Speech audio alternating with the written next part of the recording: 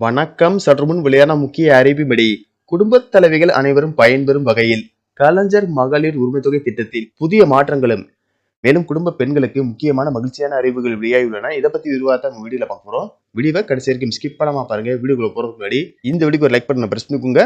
வாங்க வீடியோக்குள்ள போகலாம். குடும்பத்திற்காக வாழ்நாள் முழுவதும் ஓயாமல் உழைத்துக் கொண்டிருக்கும் ஏழை பெண்களின் உழைப்புக்கு அங்கீகாரம் கொடுப்பதற்காகவும் வறுமை ஒழிப்பதற்காகவும் தமிழ்நாடு அரசால் செப்டம்பர் 15ஆம் தேதி 2023ஆம் ஆண்டு கலைஞர் மகளிர் உரிமைத்தொகை திட்டம் கொண்டு வரப்பட்டது. இந்த திட்டத்தின் மூலம் அரசின் நிபந்தனைகளை பூர்த்தி செய்யும் தகுதியான குடும்ப தலைவிகளின் வங்கி கணக்கில் மாதந்தோறும் 15ஆம் தேதி ரூபாய் 1000 நேரடியாக வரவு வைக்கப்படுகிறது. இதை வைத்து பெண்கள் தங்களுடைய அன்றாட குடும்ப செலவுகளை செய்து வருகின்றனர். இந்த நிலையில் தமிழகத்தில் சட்டப்பேரவை தேர்தல் நெருங்கிவிட்ட நிலையில் பெண்களின் வாக்குகளை ஒன்று விடாமல் அள்ளுவதற்காக மகளிர் உரிமைத்தொகையை உயர்த்த திமுக அரசு திட்டமிட்டுள்ளதாக தகவல் வெளியாகியுள்ளது. அதன்படி மகளிர் உரிமைத்தொகையை விரைவில் உயர்த்தி வழங்கப் போவதாக தமிழ்நாடு முதலமைச்சர் மு.க.ஸ்டாலின் அறிவித்துள்ளார். அவரின் கருத்துக்கு வலு சேர்க்கும் விதமாக அமைச்சர்கள் தங்கள் கருத்துக்களை தெரிவித்து வருகின்றனர்.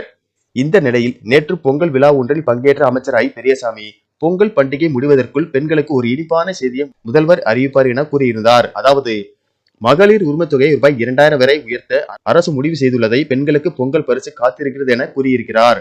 வரும் சட்டப்பேரவை தேர்தலில் திமுக வெற்றி பெற கையில் வைத்துள்ள முக்கியமான ஆயுதம் மகளிர் உரிமைத்தொகை.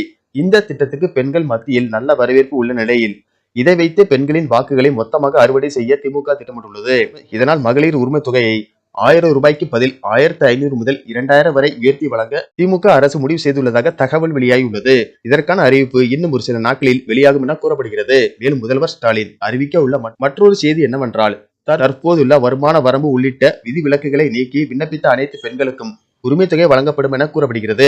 மேலும் தகுதியிருந்தும் நிராகரிக்கப்பட்ட பெண்கள் மேல்முறையீடு செய்தால் அவர்களின் விண்ணப்பங்களை ஏற்று வீட்டிற்கு வந்து கள ஆய்வு செய்து உடனடியாக உரிமைத்தொகை வழங்கப்படும் என தமிழக அரசு அறிவித்துள்ளது.